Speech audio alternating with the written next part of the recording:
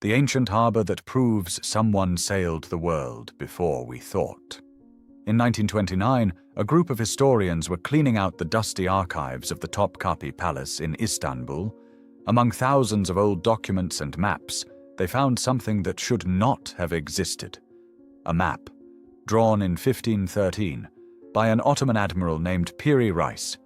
The map showed Europe, Africa, South America, drawn with remarkable accuracy for the 16th century.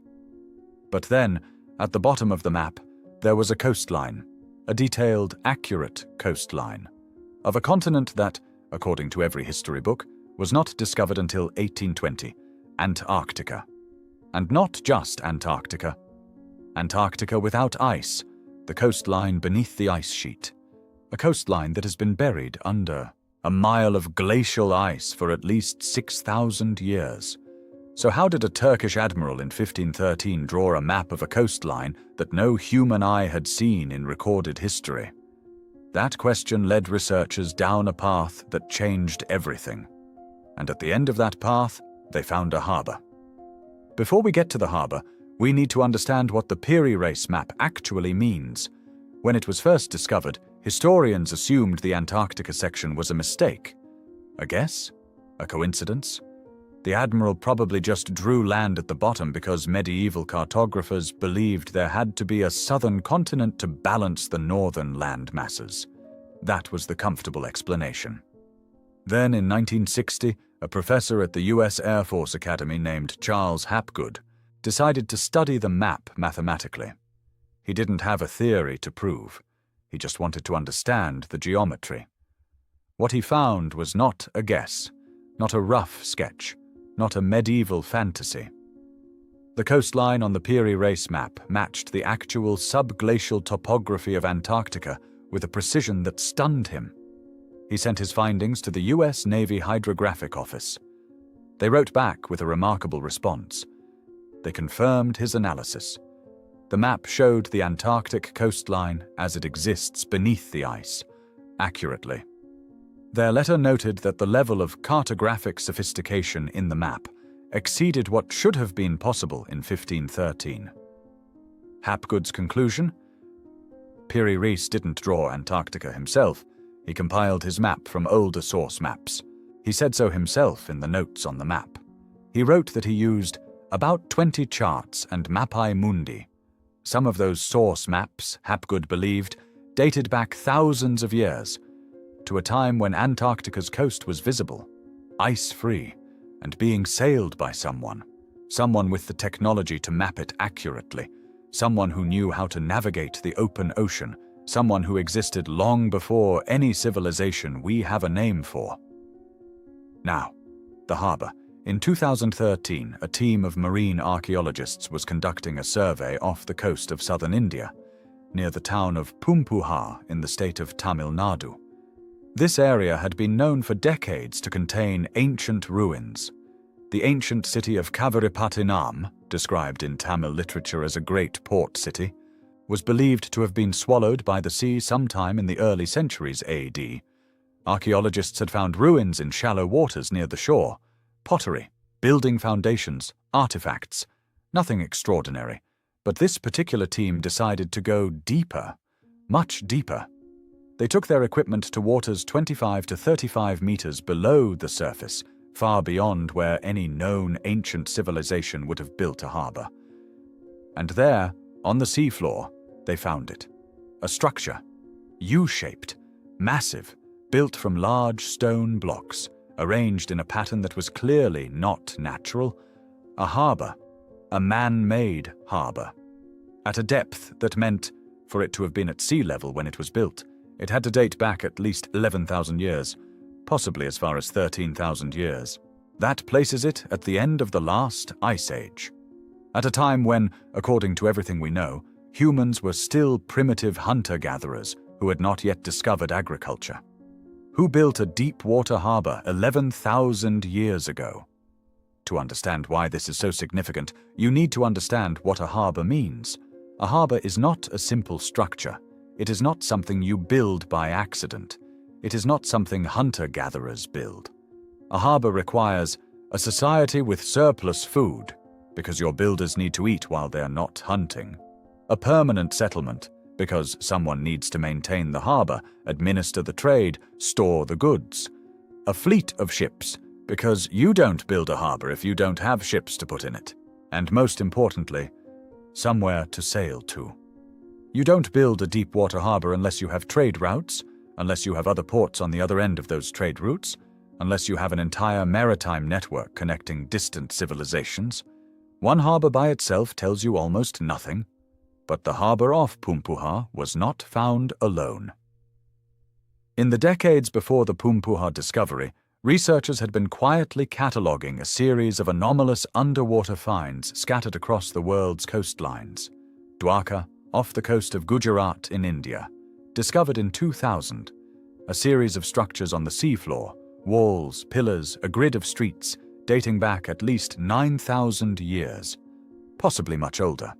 The Indian government funded the excavation. The results were published in peer-reviewed journals. And then, largely ignored by mainstream archaeology. Yonaguni, off the coast of Japan. A massive stepped stone structure on the seafloor near the Ryukyu Islands, first documented by divers in 1986. At least 10,000 years old based on when the area was above water. Some researchers believe it is a natural formation. Others point to the right angles, the flat surfaces, the staircase-like features that do not appear anywhere else in the natural geology of the region. The debate continues. The structure sits on the bottom of the ocean, and very few people are talking about it. The Gulf of Cambay, India. In 2002, the Indian National Institute of Ocean Technology was conducting a routine sonar survey. They found something unexpected. Two large rectangular structures on the seafloor, roughly 9 kilometers long, with what appeared to be streets, drainage systems, building foundations. They sent divers. They recovered artifacts from the seafloor. Carbon dated one of the artifacts, a piece of wood, at 9,500 years old. The Indian government announced it as potentially the oldest city ever found. International media picked up the story briefly. And then it disappeared. Peer-reviewed publication was limited. Funding for further excavation never fully materialized. A city, 9,500 years old, on the seafloor, and almost nobody is talking about it. Now step back and look at the pattern. India, Japan, India again.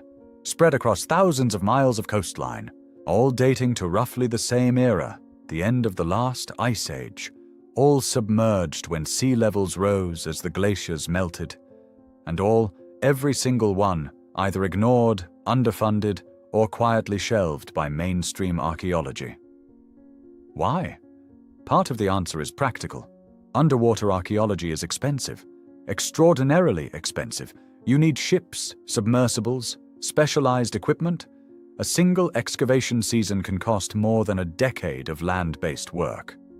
Funding goes where academic consensus points, and academic consensus says there were no advanced civilizations 10,000 years ago. Therefore, there is nothing important to find.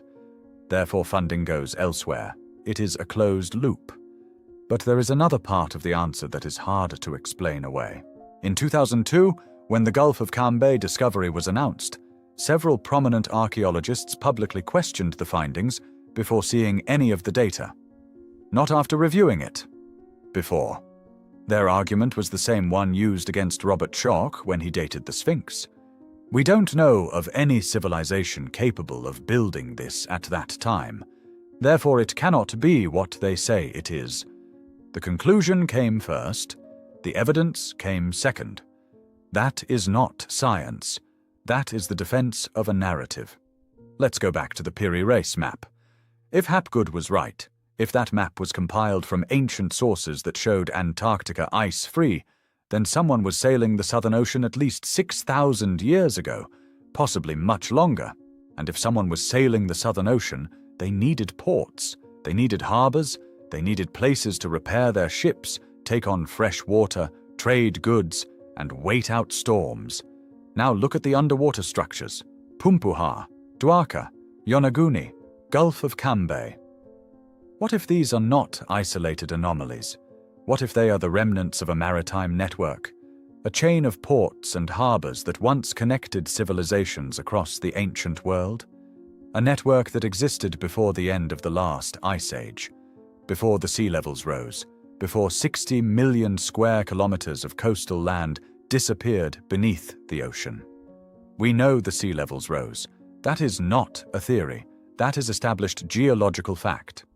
At the peak of the last ice age, around 20,000 years ago, sea levels were approximately 120 meters lower than they are today. 120 meters. That means the coastlines of the ancient world looked completely different. Vast stretches of land that are now sea floor were once dry land. Fertile, habitable, coastal land. The kind of land where civilizations build their cities, where they build their harbors, where they live their lives. And all of it is now underwater. We have explored less than 20% of the ocean floor. Think about what that means.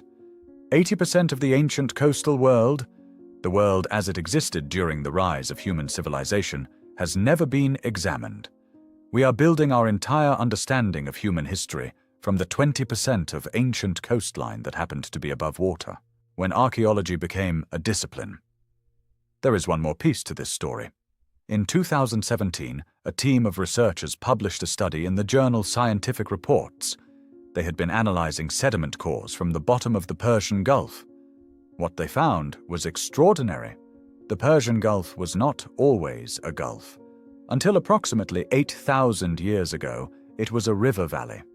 A lush, fertile river valley, fed by the Tigris, the Euphrates, and several other rivers stretching hundreds of miles, with a river running through the middle that they called the Gulf Oasis. This valley was habitable for tens of thousands of years. It had fresh water, fertile soil, a mild climate. And then, as the Ice Age ended and sea levels rose, it flooded, rapidly. Over the course of perhaps a few centuries, the people living there had to flee. Where did they go? The researchers noted something remarkable.